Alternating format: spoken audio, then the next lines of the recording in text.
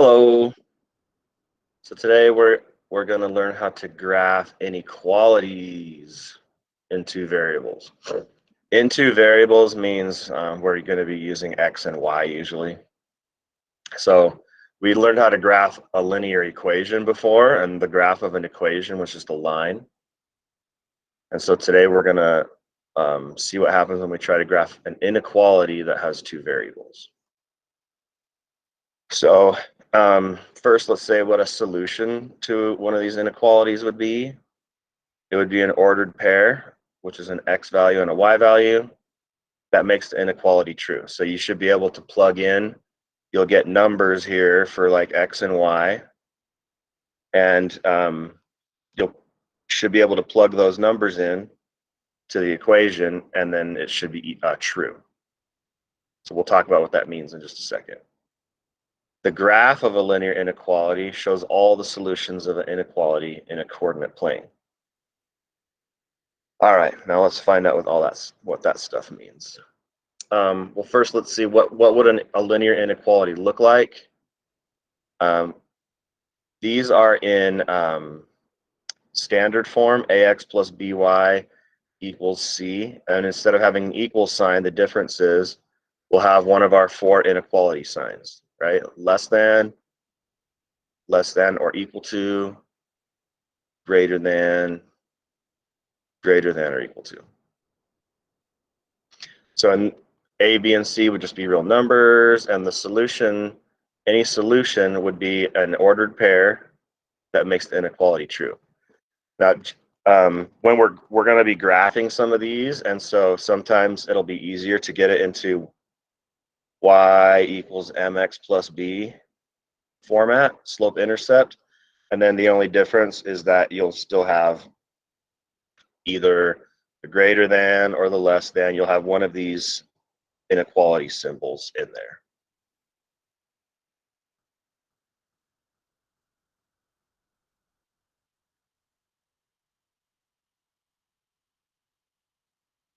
So it could look like one of the equations up here if it's in standard form, but we can always rewrite that into slope-intercept form, and it would look like one of these. But down here, only the m and the b would be numbers, and the y and the x would just look at like y and x. Okay, so we've looked at some of like the background information. So let's start looking at some of the examples that we're going to be working on. Example 1 is checking the solution. Tell whether the ordered pair is a solution of the inequality. So this is our ordered pair. And then we're checking to see if it's a solution to this inequality. So how do we check? Well, we just plug in the x value for x and the y value for y. So 2 times x plus y is less than -3. And then we're going to plug in a -1 where x was and a 9 where y was. And then we're going to have to do a little simplifying and find out if this is true or not. So 2 times -1, that's -2.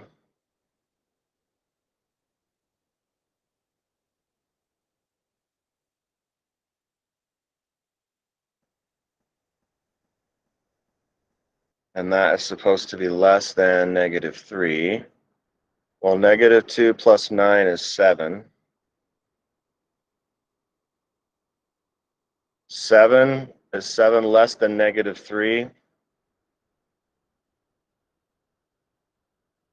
No. So since this is false, we conclude that the ordered pair -1, 9. What? I'm not even. This thing is malfunctioning.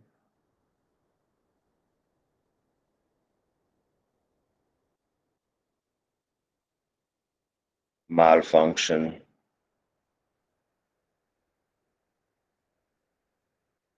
So the ordered pair -1, 9 is not a solution. So for the first type of problem here, all we're doing is just checking to see if the ordered pair is a solution. And all we do is just plug in the x and the y value into the inequality and see if it's true or not. So I'm going to plug, so for the second inequality, x minus 3y, so there's x minus 3 times y. That's supposed to be greater than or equal to 8. Okay, so I'm going to plug a 2 in for x. X was here. And a -2 in for y. So now I have, so 2 minus 3, so 2. Now I'm doing minus 3 times -2. So I'm multiplying this 3 times that 2, but I'd also, you have to realize this is like the negative sign goes with the 3. So this is like -3 times -2, which negative times negative is positive. So now we have 2 plus 6 is greater than or equal to 8. Well, 2 plus 6 is 8. So is 8 greater than or equal to 8? Yes, it is. It's equal to 8. So since this is true,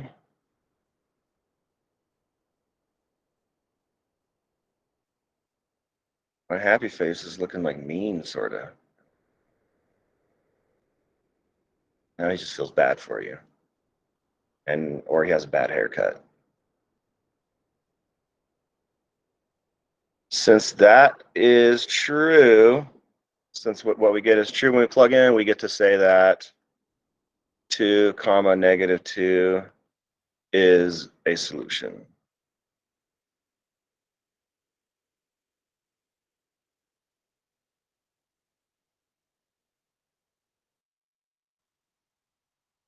Not equation because it doesn't have an equal sign. It's a solution to the inequality.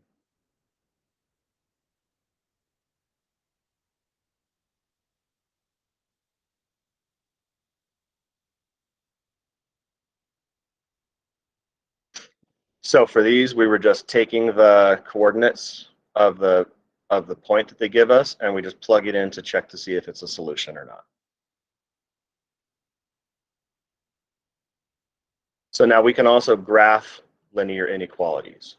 And what happens is we end up graphing the line, because remember, we can get it into a format that has y something mx plus b.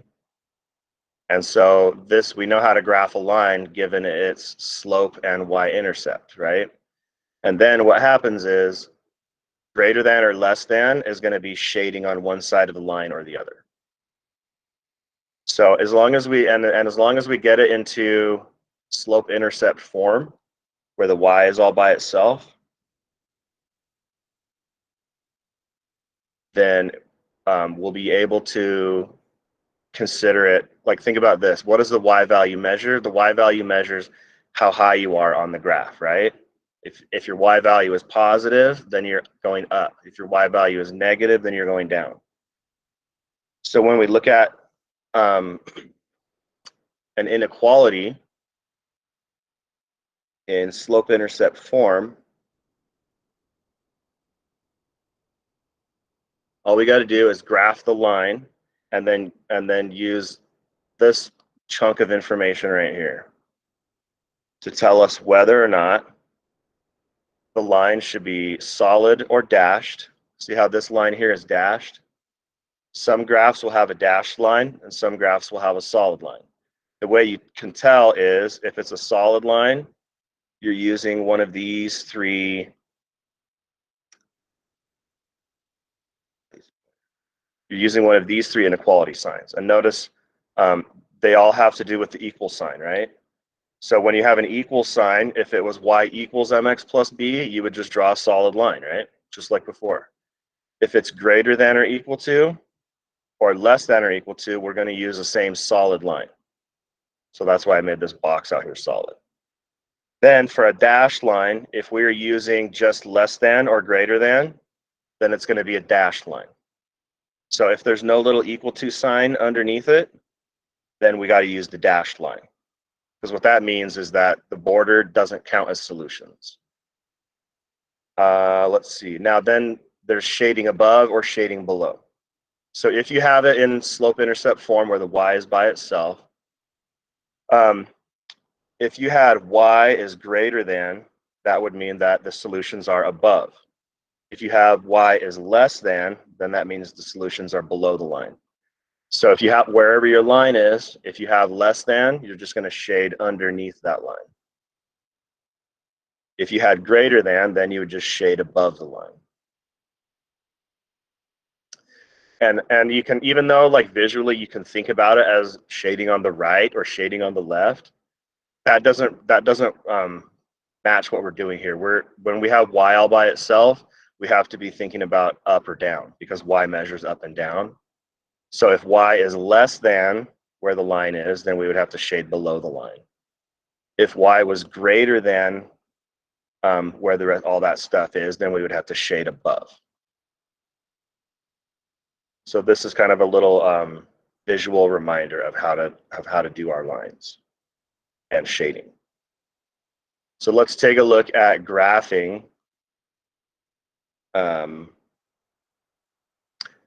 y is less than or equal to 2 on a coordinate plane. So this one just has one variable, right? When we have one variable, remember when we were just graphing lines, if we had y equals 2, that was a horizontal line. And if we had x equals 2, that was going to be a vertical line. And the way you can remember which one's horizontal and which one's vertical, here's how I remember. If I was trying to graph the line y equals 2, I would just pick 2 points that had a y value of 2. So I would pick like 0, 2, and maybe, I don't know, 2, 2. You just have to pick a couple of random x values. And then the only thing that this equation tells you is that the y value has to be 2. So if I was trying to graph the line y equals 2, I would just pick these 2 points. So like 0, 2 is right here.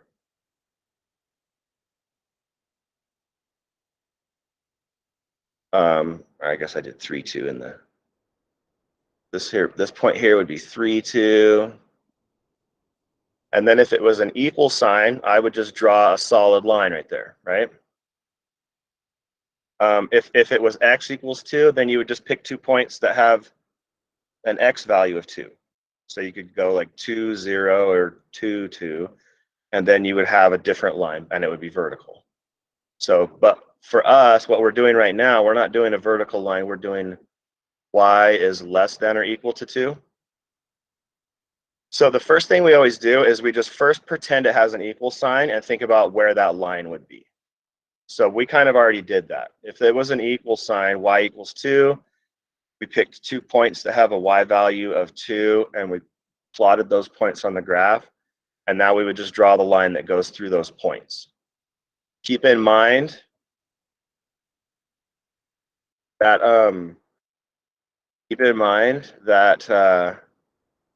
we're going to have to do shading. We have to remember, is our line solid or dashed? And then do we shade above or below? So in order to answer that, we need to look back at our little chart here. Solid line, we only do a solid line if it has an equal to sign under it, right? And we do have an equal to sign. So we're going to have a solid line because of the equal to sign under here. And then since this is less than, that's right here. So we're going to shade below, right? It was solid line, shade below. So then we just come back to our graph. We make sure that we make the line solid when we draw that in there. And then we're going to shade below. shade below that line.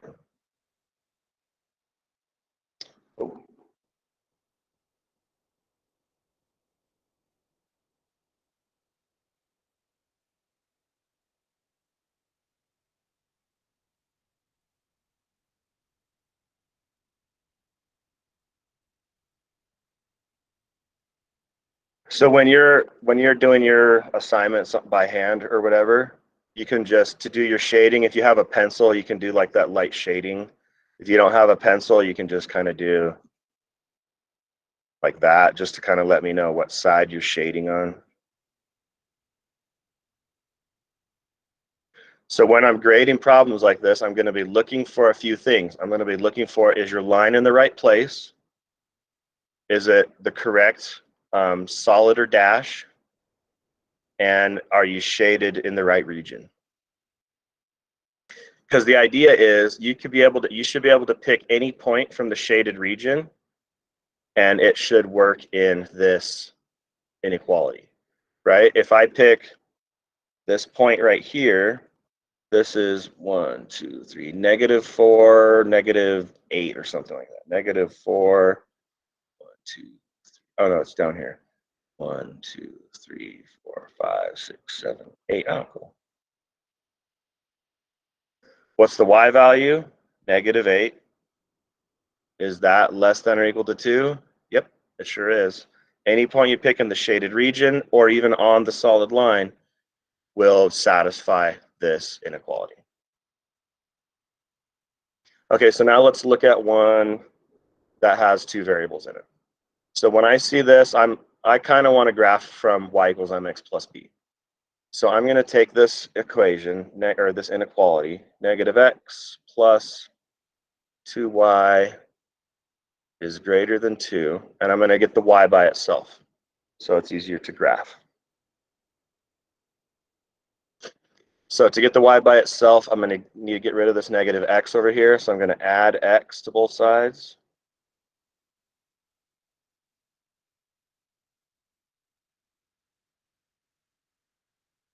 So then I have 2y is greater than 2 plus x. You can't combine them, so that's just 2 plus x, or x plus 2. Doesn't matter what order you add in. Okay, now I need to get the y by itself, I need to divide by 2, because the y is being multiplied by 2 right now. So I'm going to divide everything by 2, divide both sides by 2, and we will get y is greater than, so then we got x divided by 2. Well, there's an invisible 1 right there, so 1 divided by 2, that's 1/2 x. And then 2 divided by 2 is 1. Okay, so now we have our equation in slope-intercept form. So now we're ready to graph it. And I want to stop and check myself. Based on just the inequality sign, once we have the y by itself, we can look at our inequality sign and see where we're supposed to be shading and what kind of a line we're supposed to draw. Since there is no little equal to sign under it, that means it has to be a dashed line.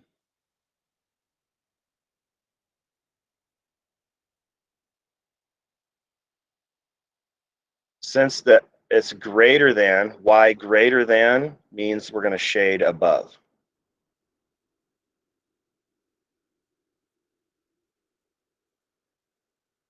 So now I just need to graph the line, make it dashed, and then shade above it. So how do I graph this? I start with my y-intercept,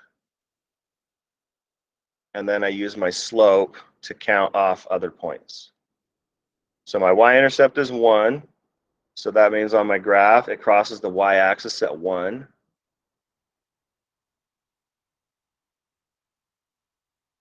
So this point is 0, 1.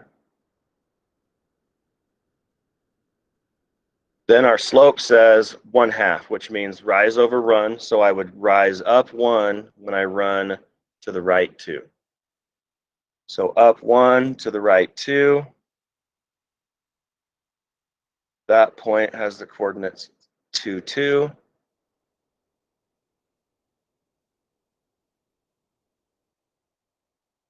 And then when you're doing this on paper, you might want to be like just counting up 1 over 2 to give yourself a better idea of where your line goes all the way across your graph. And if you need to go in the other direction, you just go down 1 to the left 2, down 1 to the left 2. Just so that your line could be more accurate when you're drawing it. So now we need to make sure that we use a dashed line. And then since it's y greater than, we're going to shade above that line. So now any point that you pick in the shaded area should work if you plug the coordinates into that equation. It would also work in this equation, or that inequality, since they're really just different versions of the same inequality. That one's in standard form. And this one is in slope-intercept form.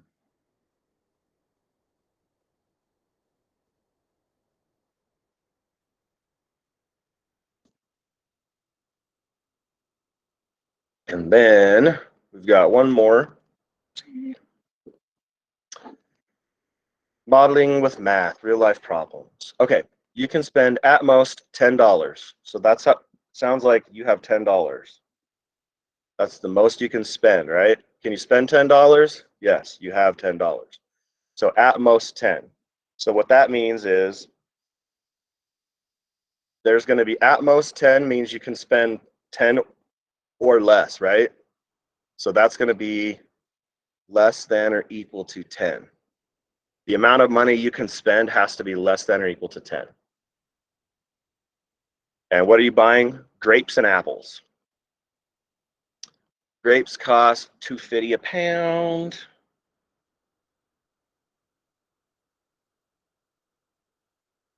So grapes are $2.50 a pound. Apples are $1 a pound. So we need to write and graph an inequality that represents the amounts of grapes and apples we can buy. And then we need to identify and interpret two solutions. Okay, well, how many solutions are there? There's infinitely many solutions. We just have to pick two of them. Okay, but before we can do that, we have to get an inequality. So we know that the most amount of money we have is $10. So there's going to have to be this less than or equal to 10 somewhere, right? Because the amount of money we spend has to be less than or equal to $10 because that's all the money we have. Okay, so then it looks like if we look at our graph down here, pounds of grapes is the X variable and pounds of apples is the Y variable. So grapes are $2.50 a pound. So X times 250 would be how much you spend on grapes. So that would be 2.5x. $2.50 times however many pounds of grapes there are, right? That's how much we're spending on grapes. How much are we spending on apples? Well, $1 per pound, and Y is the number of pounds, so there's just one Y. And remember, you don't have to write the invisible one. Okay, so here's our inequality. 2.5 times X, which is the price of grapes, plus 1 times Y, which is the price of apples, has to be less than or equal to $10.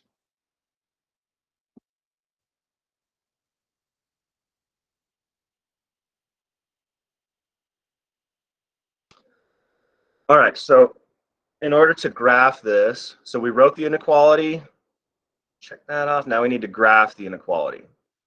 So to graph it, I want to get Y by itself. So I'm going to need that 2.5x to go somewhere else.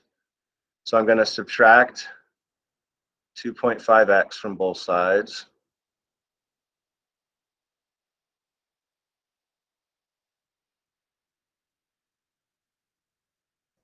And I get Y is less than or equal to negative 2.5x plus 10. So that tells me that my y-intercept is 10 and my slope is negative 2.5. Well, that's negative 2.5 if you think about it as rise over run, negative 2.5 over 1. So I would go down 2.5 every time I go to the right 1. It might be easier to think about it if I multiply, think about that's ratio, negative 2.5 over 1.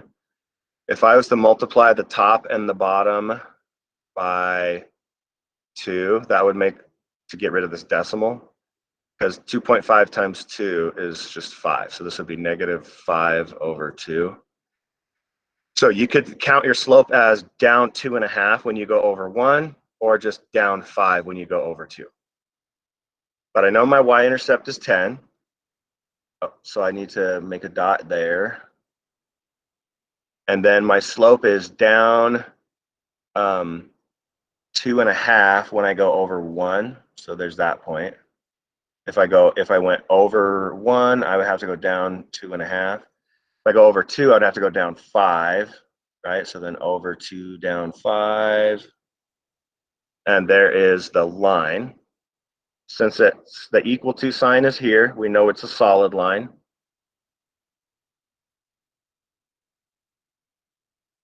And then the less than part means that we're going to shade below.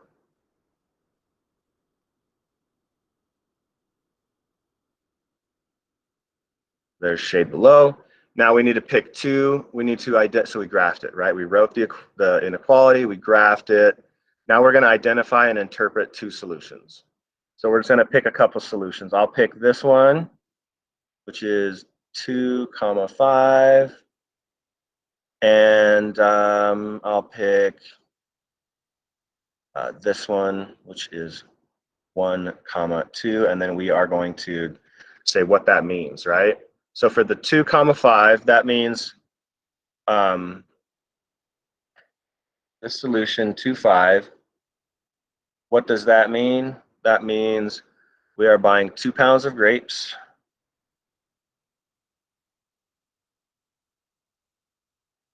and 5 pounds of apples.